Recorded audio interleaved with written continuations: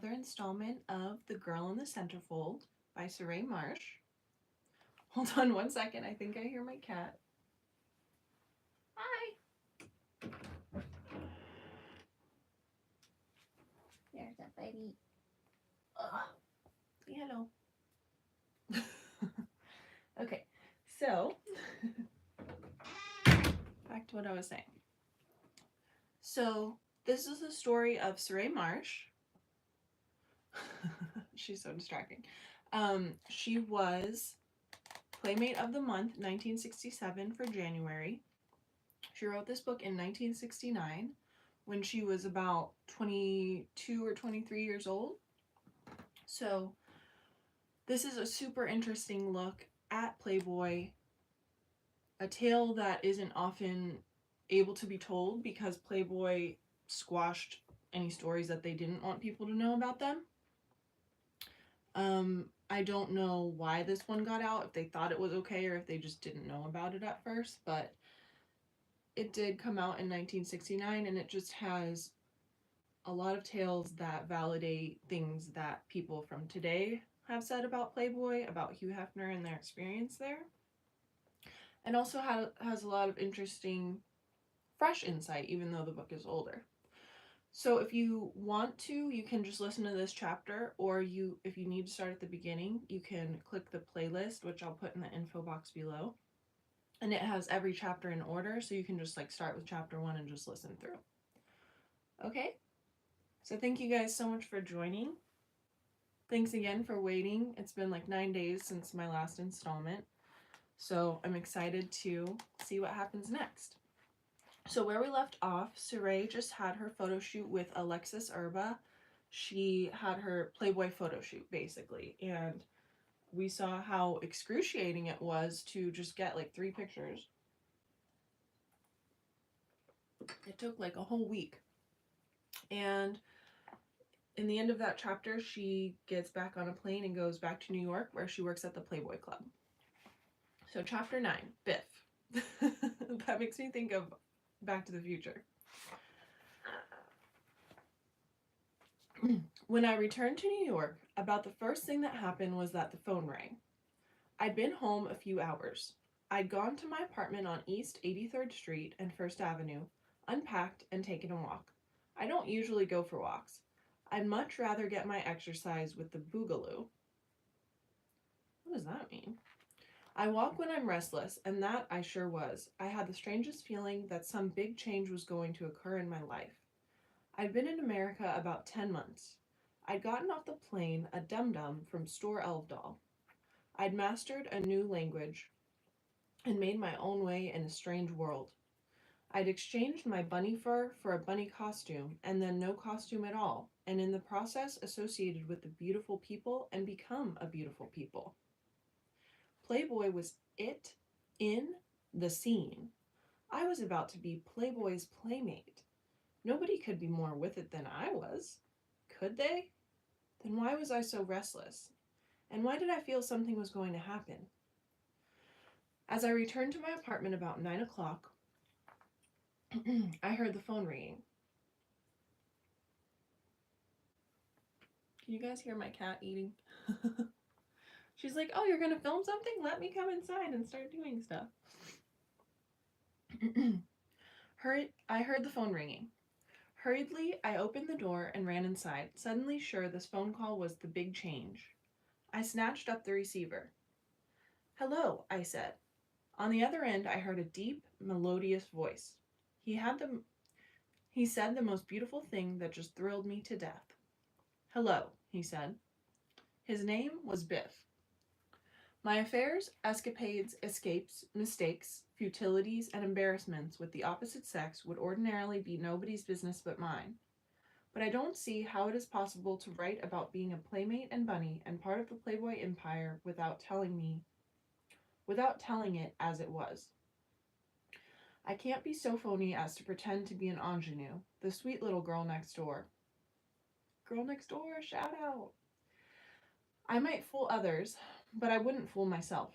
And it seems highly ridiculous to me for anyone to suppose that a girl can run around with half her boobies and hindy exposed in a bunny costume, or disrobe entirely and have her picture published for millions and millions of readers, and have her do anything other than what real bunnies do. Aren't those carrots delicious? What? Come here. You want to sit here? That is a baby girl. Okay. So now you want down. I didn't give her attention, so she's like smacking my elbow down here. Now I give her attention. She wants down. Okay. This is all dreadfully difficult to tell. In the introduction I wrote, all the information set forth in this book is true. The names of a few have been changed to protect the wicked. This chapter is full of changed names and nameless men. How come you picked the name Biff? Who in the hell have ever heard of Biff? Couldn't you pick something with character to it, like Richard Burton? I'm not suggesting that I think these guys are wicked necessarily, but it is necessary to protect them anyway. I just wish I knew a way to protect myself. I guess there isn't. I want one thing understood at the outset. This is no exercise in self-pity. I'm not seeking sympathy as a sweet, young, 18-year-old dum-dum from Norway who is taken advantage of by wicked American men. Forget it. I've been dumb, all right. More, I've been incredibly stupid. But then, maybe I haven't. I've forgotten more than most girls my age know. Or, better, what parents of girls my age think they know. I've had some very interesting experiences. A minute of which I wouldn't have missed. Well, maybe a few minutes. I've certainly not been taken advantage of, except for that fellow who rescued me from Cos Cob. I've just got to go to Cos Cob sometime. Because if you remember, she actually said that she lived in Cos Cob, but she didn't. It was just like a pseudonym for another neighborhood that she lived in. I think that's the guy who told her, like, he would take her to live with the Swedish girls the next day and that they had to stay in a hotel room that night, but they really didn't. I'm no great expert on birds and bees, but it has been a while since I didn't know that a man does things with hands besides slap. I'm no great expert on birds and bees, but it has been a while since I didn't know that a man does things with hands besides snap his knuckles. I've never been afraid of a man. No man has ever gotten me to do anything against my will. But then there was Pompeo Posar, wasn't there? I've always wanted to do what I did, at least at the time I was... No, that's not right either. What I mean is that I'm the one responsible, rightly or wrongly. No man can get a woman to bed unless she wants to, but then she can be made to want to, can't she? I said this was difficult to write, not alone because of my own embarrassment and the predictable attitudes of at least some people reading this, but also because I don't understand myself or my actions. I think Mr. Hefner ought to hop onto his rotatable bed, take a couple of spins, and write another installment of the Playboy philosophy. Only this ought to be called the Playgirl philosophy, in which he explains the whys, how comes, and where is all this leading that the girl wants to know. Perhaps I can supply him some background material on one girl. When I was a girl, I dreamed, along with being beautiful and famous, that I would be in love. I didn't dream of marriage particularly, for marriage to me has always been dirty pans, dirty diapers, housework, wrinkles, and boredom. I dreamed that I would be hopelessly in love with and utterly adored by... Oh God, I can't write this. These are the most personal, private thoughts. This is me, where I live. This isn't fiction. I'm not using a pen name. I'm a real person. I have friends. They like me. I can't... It's nobody's business. So I posed. So... I can't write this. When I was a girl, I dreamed that I would be hopelessly in love with and utterly adored by a guy who was tall, dark, handsome, with a beautiful body, tender, romantic. We would have a special communication between us that transcended space and time, a special passion, music all our own, and joy.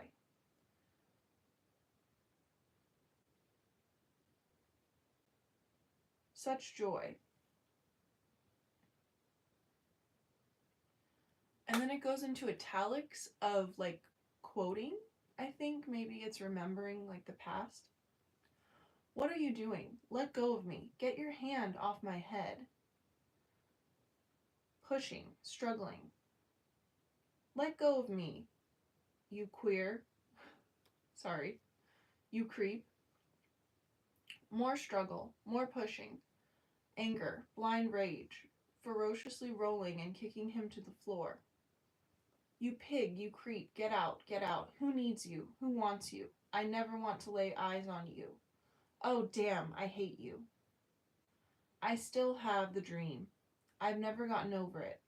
I don't think I'll ever get over it, even though I know it is ridiculous. I guess. But maybe this time, this guy, this special thing. Why not? What's wrong with it? Everybody does it.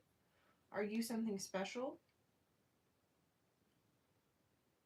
Take Freddie, my first love in the new world. He was the dream, standing right there, love and desire in his eyes, so beautiful. What a natural, beautiful thing to be loved and give love. How many guys you had, Solveig? None? My God, I've had 13. But what happened to it? What did his love have? Why did his love have to go away? And mine too. And why did awful boredom have to set in? According to the new morality, I was very lucky. So was Freddie. We discovered that all we had was a sexual attraction and not a lot of that.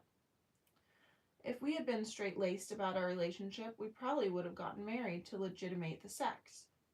Wasn't it sensible to have discovered that there wasn't anything of substance between us? Weren't we lucky to discover it so soon? Oh, baby, we really got it. We really make music. We're special. You're so gorgeous. Nobody's ever turned me on like you do, baby. You feel it too, don't you? Like the air's full of sparks, baby?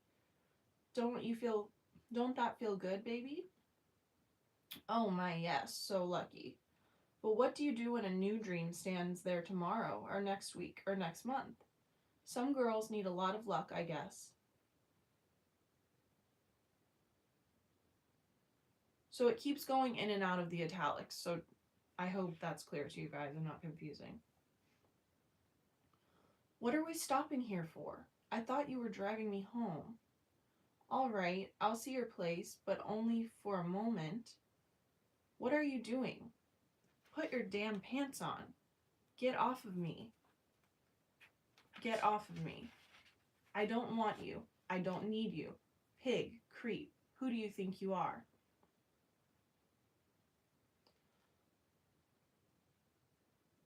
You don't do it for a long time, and everybody makes a big thing of it. I've had 13. And then you meet a Freddie. Why not? What's wrong with it? Everybody does it. You're away from home. Nobody'll know. You're scared, but you're in love. You want to get it over with, and you do, and nothing much happens except you're disappointed. The sun doesn't fall out of the sky. The earth doesn't move. Nothing much happens at all. There's something inside you, and a lot of movement and a warm sensation. Is that all? Is that what all the books are about? And the movies? And the talk? Is that all? You look at yourself in the mirror. You don't look any different. There's no mark on you anywhere. Then a guy rescues you from Cos Cob. Why not? What's wrong with it? Everybody does it. You don't love him. You hardly know him. But where are you going to sleep? So you do, but you don't. Your mind goes off to a very private place where only you dwell. And you are very lonely and excruciatingly aware of every sight and sound and feeling. You can hear a watch ticking across the room. You are alive, more alive than you've ever been in your life, and it is wonderful and precious in your private place, and you feel sorry that nobody can join you there. Poor man. He's way down below doing his thing, but you're not part of it. You're way up here. Will anyone ever join you here? Will that be love? And when it is over, this is so sad.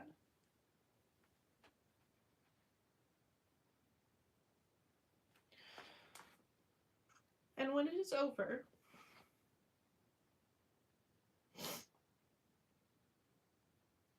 and you return to Earth, you are unchanged. You still draw breath. Your heart still beats. There is not a mark on you. And then you go to work at the Playboy Club and become one of the beautiful people. Sorry, guys.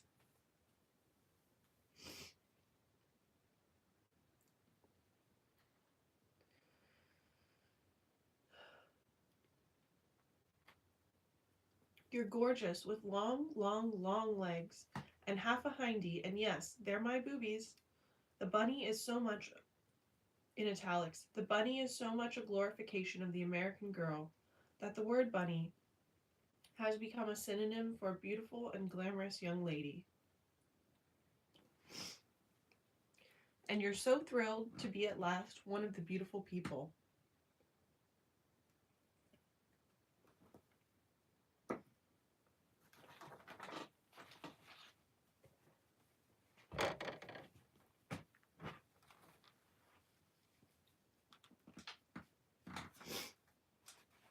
I told you there was a trigger warning for this whole book, but I should have said it at the beginning of this chapter too.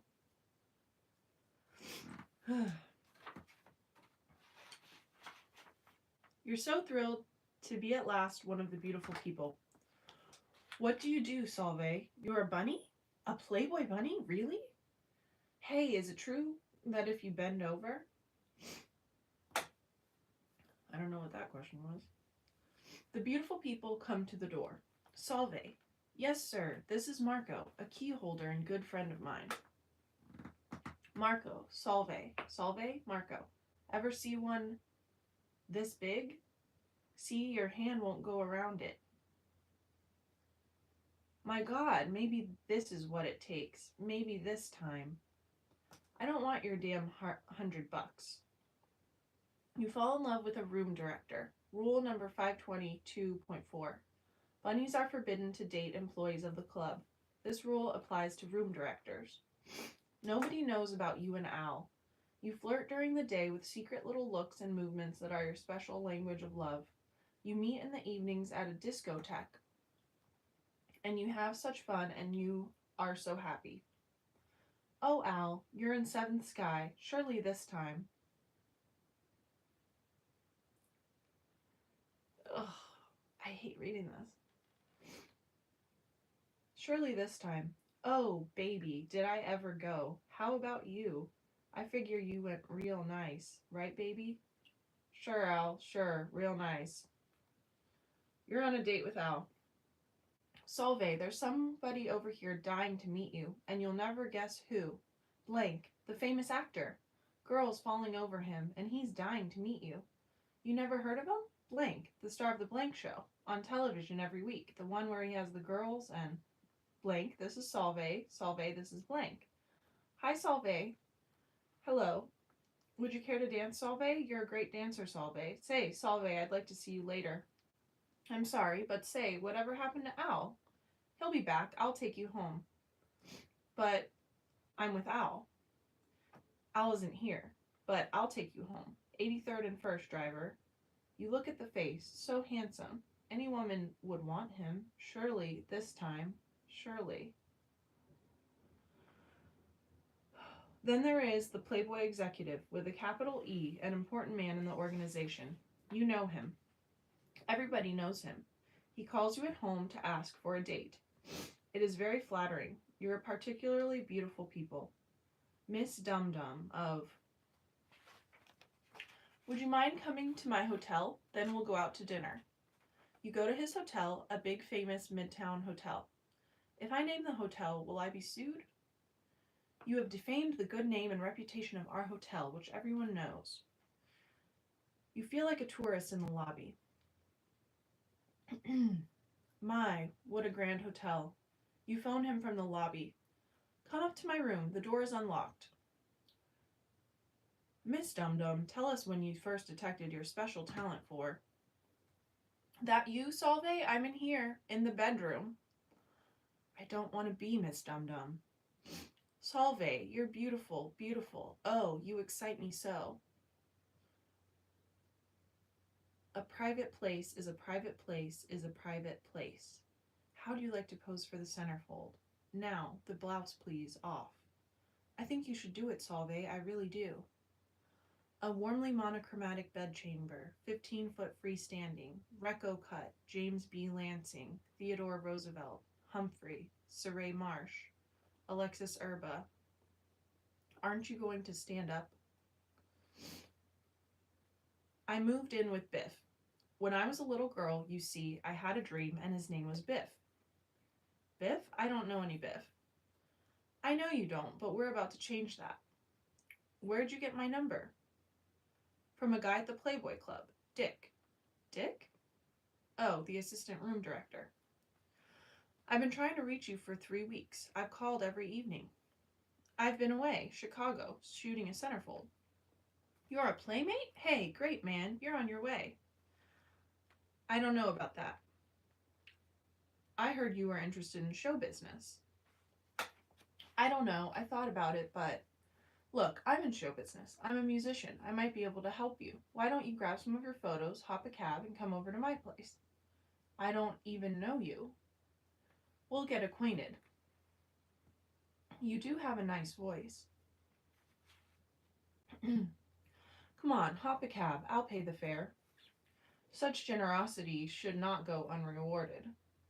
Biff lived in the village. He was standing out front when the cab drew up. He shoved a bill at the driver and helped me out, or maybe it was the other way around. Biff looked like his voice. He was tall, deeply tanned, dark wavy hair, and the most ruggedly handsome face I've ever seen. He took me up to his apartment. It was on the 7th sky. He showed me around. His books, his records, playing some, and his photographs. He was a photographer as well as a musician. He looked at my photographs. Hey, you're good. You got it. Know that? I didn't know that. How about some wine? I've got some great wine. You're not going outside. You just came inside.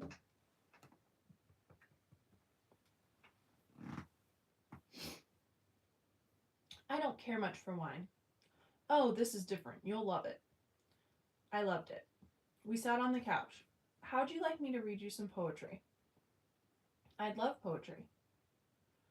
And so, while I sipped red wine, he opened a book and began to read.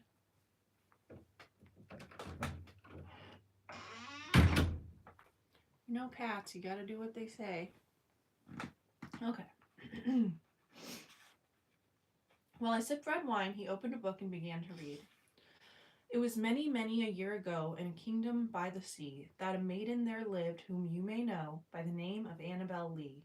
And this maiden, she lived with no other thought than to love and be loved by me. If the sirens had been male, they would have sounded like...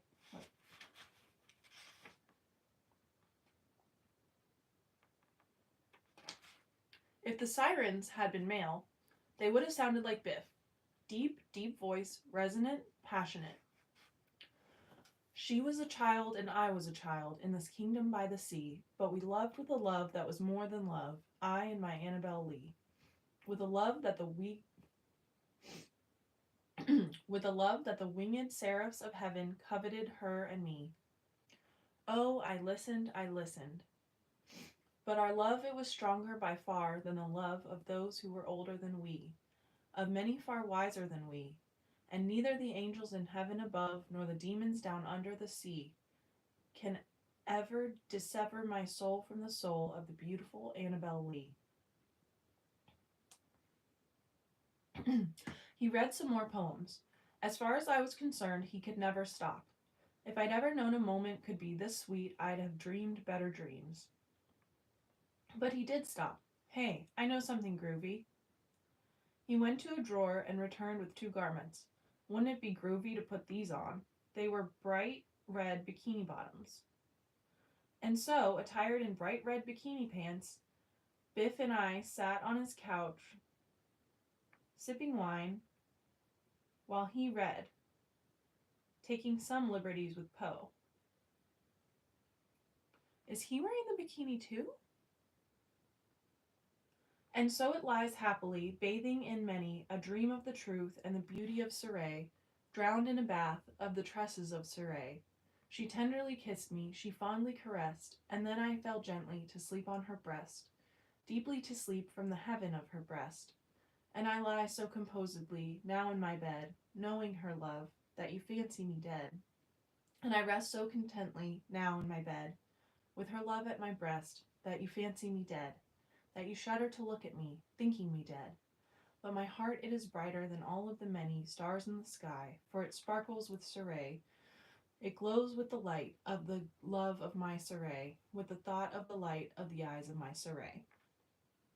Oh Lord, it was a moment such as I'd never known in my life. It exceeded my wildest dreams.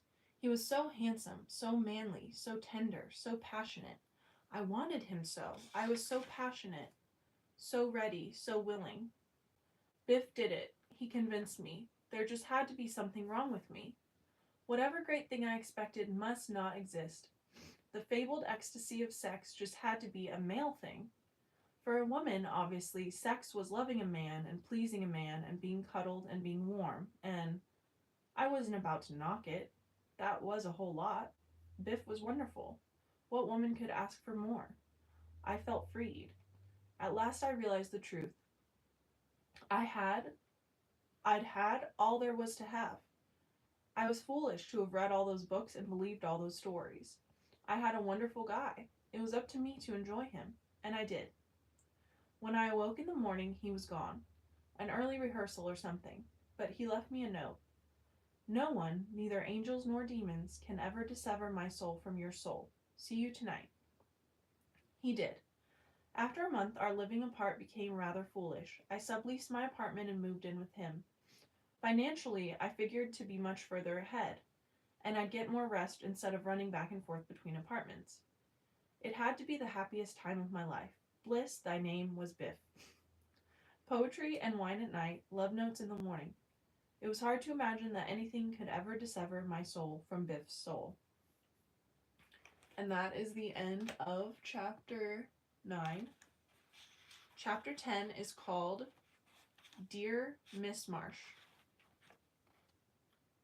So I hope you guys liked that chapter. That was disturbing. Sorry for the crying interruption. I hope that you guys could understand it. It gets confusing when she goes back and forth from italics to regular. I feel like I've been able to just kind of like act it out until now, but that one was like longer. So let me know if it is confusing and you want me to just say like, now this is italics. Now this is her speaking or something like that going further or going forward.